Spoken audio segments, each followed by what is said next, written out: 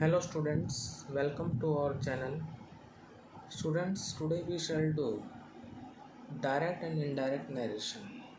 In this video, I am going to tell you about the rules of direct and indirect narration. हम इस topic को जो है reported speech भी कहते हैं और आपका जो है डायरेक्ट एंड इनडायरेक्ट स्पीच भी बोलते हैं और नरेशन भी बोलते हैं। तो ये बहुत ही इम्पोर्टेंट टॉपिक है। आज इस वीडियो में हम सिर्फ रूल्स करेंगे। इन सेंटेंसेस की जो प्रैक्टिस है वो नेक्स्ट वीडियो में करेंगे। बहुत ही ब्रीफ में आपको जो है रूल्स करवाए जाएंगे, डिटेल में जो है प्रैक्टिस के साथ हो जाएंगे। तो the words of a speaker are expressed in two ways. Direct speech, जो वक्ता के शब्द हैं उनको दो तरीक़ों से रिपोर्ट किया जाता है। पहले है डायरेक्ट स्पीच और उसके बाद में हम डिस्कस करेंगे इनडायरेक्ट स्पीच को। तो डायरेक्ट स्पीच क्या होती है students? When we quote the speaker's actual words, जब हम वक्ता के जो वास्तविक शब्दों को जो कोट करते हैं तो वो डायरेक्ट स्पीच होती है। और these words are put within inverted commas, और इन शब्दों को जो है हम इन्वर्टेड कॉमाज के अंदर प्लेस करते हैं। जैसे सेंटेंस हो गया, she said to me are you going to market. तो सी सेड टू मी के बाद कॉमा आ जाएगा, फिर इन्वर्टेड कॉमाज लगाएंगे, are you going to market, और फिर इन्वर्टेड कॉमाज बंद कर देंगे। तो ये जो बात इन्वर्टेड कॉमाज के अंदर कही जाती है वो वक्ता के एक्चुअल वर्ड्स होते हैं और इसलिए वो डायरेक्ट स्पीच होती है। अब हम बात करते हैं इनडायरेक्ट स्पीच की। When we report what the speaker said without quoting his exact words, जब हम रिपोर्ट करते हैं कि स्पीकर ने जो कहा बगैर उसके जो एग्जैक्ट वर्ड्स हैं उनको कोट किए, तो वो इनडायरेक्ट स्पीच कहलाती है।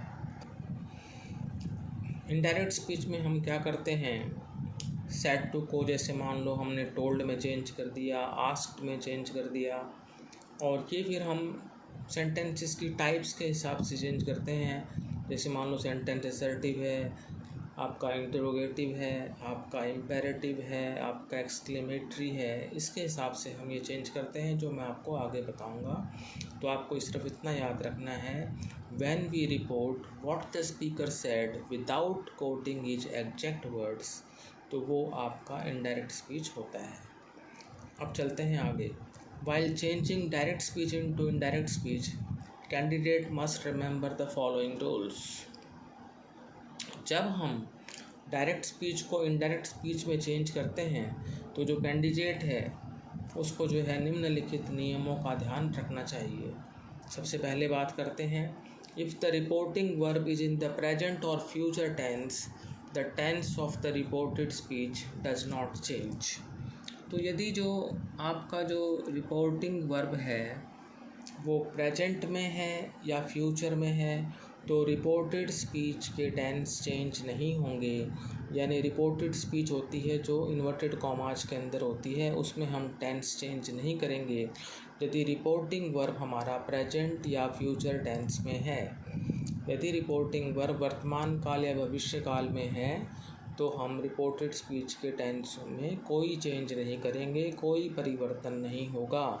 जैसे मान लो आपका रिपोर्टिंग वर्ब जो है प्रेजेंट में, जैसे मान लिया से या सेज है, और या फिर आपका फ्यूचर में विल से है, तो हम क्या करेंगे, जो रिपोर्टेड स्पीच है उसके अंदर जो भी टेंस है उसको हम चेंज नहीं करेंगे। ये आपको ध्यान रखना है। आगे चलते हैं। If the tense of the reporting verb is in the past tense, the tense of the reported speech will also be in the past tense. यदि रिपोर्टिंग वर्ब का जो टेंस है वो पास्ट टेंस में है तो फिर आप क्या करेंगे कि रिपोर्टेड स्पीच का टेंस भी पास्ट टेंस में ही होगा। if the tense of the reporting verb is in the past tense, the tense of the reported speech will also be in the past tense. यदि रिपोर्टिंग वर्ब का tense past tense है तो reported speech का tense भी past tense ही होगा, ये बात याद रखें। आगे चलते हैं। The pronouns of the reported speech changes as follows. Reported speech के जो प्रोनाउंस हैं, जो सर्वनाम हैं, वो निम्नलिखित तरीके से बदलते हैं। फर्स्ट रूल है आपका इसमें, first person changes according to the subject in the reporting verb. जो फर्स्ट पर्सन है वो रिपोर्टिंग वर्ब के सब्जेक्ट के अनुसार चेंज होता है। यानी रिपोर्टेड स्पीच में यदि आपका जो है यहाँ पर फर्स्ट पर्सन है तो वो सब्जेक्ट के रिपोर्टिंग वर्ब के अनुसार चेंज होगा, ये याद रखना है आपको। नेक्स्ट है second person changes according to the object of the reporting verb. जो सेकंड पर्सन का जो प्रोनाउन है वो रिपोर्टिंग वर्ब के ऑब्जेक्ट के अनुसार चेंज होगा। और third person does not change at all. यदि रिपोर्टेड स्पीच में थर्ड पर्सन है तो वो चेंज नहीं होगा, उसको हम एज इट इज़ लिखेंगे। तो आपको ये याद रखना है, first person changes according to subject, second person changes according to object, third person no change. आगे चलते हैं। The reporting verb and the reported speech are connected by. जो रिपोर्टिंग वर्ब और रिपोर्टेड स्पीच हैं वो कैसे कनेक्ट होते हैं ये देखना है आपको। तो इसमें आप ये ध्यान रखना है, यदि रिपोर्टेड स्पीच में वाक्य असर्टिव में है, असर्टिव सेंटेंस है, तो फिर हम रिपोर्टिंग वर्ब और रिपोर्टेड स्पीच को दैट से जोड़ेंगे। यदि वाक्य रिपोर्टेड स्पीच में असर्टिव सेंटेंस में है तो क्या करेंगे आप, रिपोर्टिंग वर्ब और रिपोर्टेड स्पीच को दैट से जोड़ेंगे। अब चलते हैं बी पर। इफ़ और whether in the interrogative sentence starting with an auxiliary verb. यदि वाक्य हमारा इंटरोगेटिव सेंटेंस है, प्रश्नवाचक वाक्य है, तो फिर हम रिपोर्टिंग वर्ब रिपोर्टेड स्पीच को इफ़ और वेदर से जोड़ेंगे। लेकिन यहाँ ध्यान रखना है कि आपके रिपोर्टेड स्पीच का जो आरंभ है वो ऑक्सिलरी वर्ब से होना चाहिए, यानी हेल्पिंग वर्ब से हो या ऑक्सिलरी वर्ब से हो। तो जैसे मान लो डू से हो, डज से हो, डिड से हो, आपका हैज है हेड से हो, आपका मॉडल ऑक्सिलरी से हो, तो फिर आप क्या करेंगे, इफ और वेदर लगाएंगे। लेकिन यदि इंटरोगेटिव सेंटेंस में रिपोर्टेड स्पीच का आरंभ क्वेश्चन वर्ड से हो रहा है तो फिर हम रिपोर्टिंग वर्ब और रिपोर्टेड स्पीच को उसी क्वेश्चन वर्ड से जोड़ेंगे। अब चलते हैं सी पर।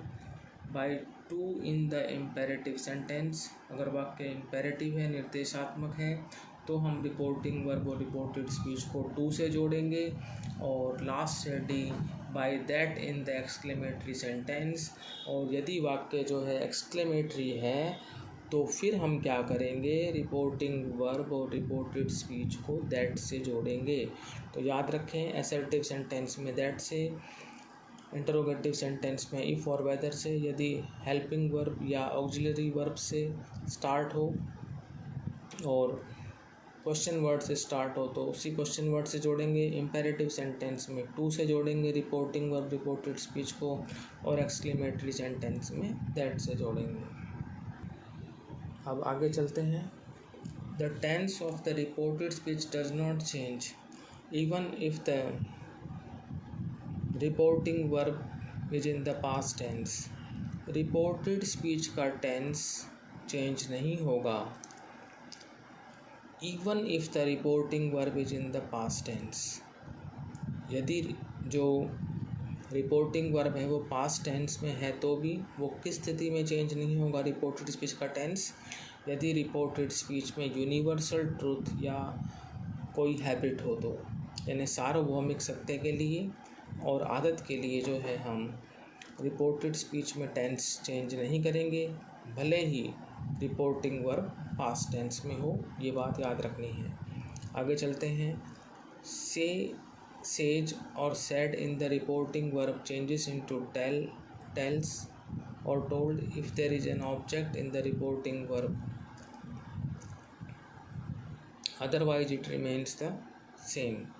तो ये याद रखें कि जो से है वो टेल में चेंज हो जाएगा, सेज टेल्स में और सेड टोल्ड में।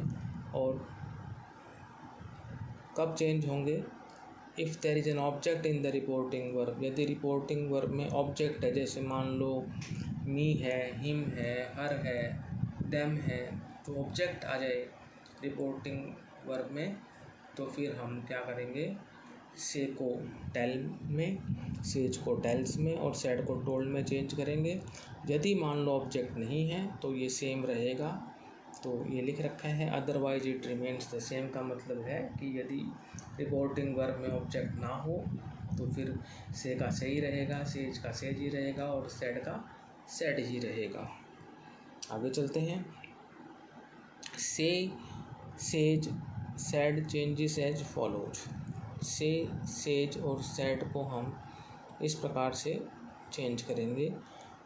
पहले है से टेल में चेंज होगा, सेज टेल्स में और सेड टोल्ड में असर्टिव वाक्यों में। याद रखें, यदि असर्टिव सेंटेंसेस हैं तो हम से को टेल में चेंज करेंगे, सेज को टेल्स में और सेड को टोल्ड में, बशर्ते जो है ऑब्जेक्ट होना चाहिए रिपोर्टिंग वर्ब में। वही बात आगे है कि भाई अगर वाक्य इंट्रोगेटिव आ जाए तो फिर तो हमें जो है इसमें चेंज करना ही है, क्योंकि इंट्रोगेटिव सेंटेंस में तो जो है, यदि वाक्य इंट्रोगेटिव है तो से आस्क में चेंज होगा, सेज आस्क्स में और सेड आस्क्ड में। इंट्रोगेटिव में तो हमें चेंज करना ही होगा, से आस्क में, सेज आस्क्स में और सेड आस्क्ड में। याद रखें इसको जो है। इसी तरह से आगे इम्पेरेटिव सेंटेंस में से, सेज और सेड चेंज होंगे इस प्रकार से। ऑर्डर, ऑर्डर्स और ऑर्डर्ड में, रिक्वेस्ट, रिक्वेस्ट्स और रिक्वेस्टेड में, एडवाइज, एडवाइजिस और एडवाइज्ड में, प्रपोज, प्रपोजिस और प्रपोज्ड में। तो जब भी इम्पेरेटिव सेंटेंस हो तो इस तरीके से चेंज होंगे। और यदि एक्सक्लेमेटरी सेंटेंस हो तो से चेंज होगा एक्सक्लेम में, सेज चेंज होगा एक्सक्लेम्स में और सेड चेंज होगा एक्सक्लेम्ड में। तो ये याद रखें आप। आगे चलते हैं हम। Words expressing nearness in time और place in the indirect speech are generally change into words expressing distance in the indirect. तो नाउ चेंज होगा देन में, हियर चेंज होगा देयर में, एगो चेंज होगा बिफोर में, दस चेंज होगा सो में, टुडे चेंज होगा दैट डे में, टुमारो चेंज होगा द नेक्स्ट डे में, यस्टरडे चेंज होगा द डे बिफोर में, last night the night before में, दिस दैट में और दीज दोज में। अगेन मैं बता देता हूँ, नाउ देन में, हियर देयर में, एगो बिफोर में, दस सो में, टुडे दैट डे में, tomorrow the next day, yesterday the day before और last night the night before, this that में और दीज दोज में। तो स्टूडेंट्स, आज हमने डायरेक्ट एंड डायरेक्ट स्पीच के जो रूल्स हैं वो बहुत ही ब्रीफ में, संक्षेप में किए हैं। डिटेल्स में हम जब प्रैक्टिस करेंगे तब बात करेंगे। तो यदि आपको डायरेक्ट एंड डायरेक्ट स्पीच का हमारा जो ये टॉपिक है आज का, ये अच्छा लगा हो तो इस वीडियो को लाइक करें, शेयर करें, चैनल को सब्सक्राइब करें। Thank you.